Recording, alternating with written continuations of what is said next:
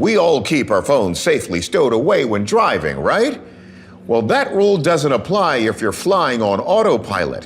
And lucky for us, one pilot had his hands free and his phone ready to capture a one-of-a-kind video. Prepare for takeoff. February 2020, an Airbus A320 is on a routine flight soaring over Medellin, Colombia. Little does the captain know he's about to find out he's sharing the friendly skies. The pilot does us the favor of showing his altimeter, and we can see that he's flying around 30,000 feet in altitude. The pilot then points his camera phone out of the cockpit window, and watch this as he zooms in. A metallic-looking object, a polyhedron of some sort, whizzes by in a straight line. We slow it down and zoom in further.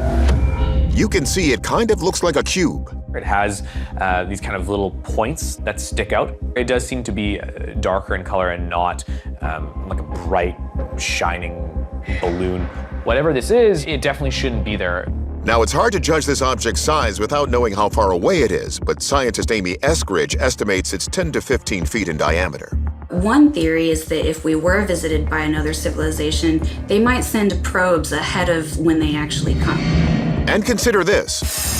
A similar object was spotted by an FA-18 fighter pilot in 2018 at an altitude of 35,000 feet.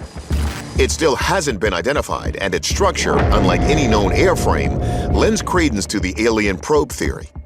They might want to collect data, maybe do a little surveillance, a little monitoring before they actually show up.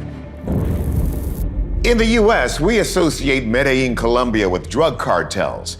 But in South America, the city is known for UFO sightings. In fact, after UFOs were spotted over a soccer stadium and above a forest, the city earned the title the New Roswell.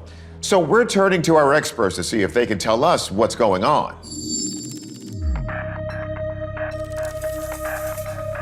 I've analyzed several videos in depth of UFOs and UAPs over the course of my career, and the way that it's traveling on screen in the area of the clouds does appear to be consistent with recordings that I have deemed authentic. So while Primo can't find anything technically wrong with the video, something just doesn't look right to him. What caught my eye is when the camera's panning up to the skyline, the operator instinctively zooms in, almost like he's expecting this object as it's coming towards the airplane. This was peculiar to me. So the feel of the video upon visual analysis feels staged.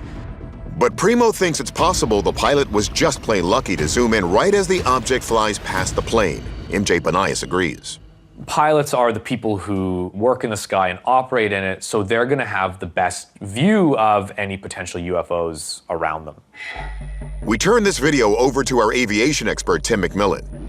He thinks whatever was shot over Medellin is too slow to be any kind of plane or missile, and it looks nothing like a drone. Initially, when it starts coming, I thought it's probably a balloon. Regular helium balloons rarely make it to this altitude. When they get this high, the helium expands and the balloon pops. But solar balloons are different. Used as toys or for research, they're usually made from dark material to absorb the sun's heat. They rise as the air inside warms and expands. They've gone as high as 46,000 feet, but in general, when they hit the cooler air up high, they start to lose shape and altitude. It's just too cold for them to stay aloft. It almost seems to have an odd cube-like shape. That is exactly what the Navy pilots have reported seeing off the east coast of the United States. They're currently part of the unidentified aerial phenomena that's being investigated by the Department of Defense. I don't have a good explanation.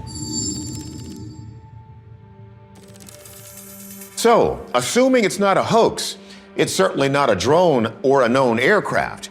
It's possibly a balloon. I mean, when you look at that speed, your mind goes there. But it's extremely rare for a solar balloon to reach this altitude.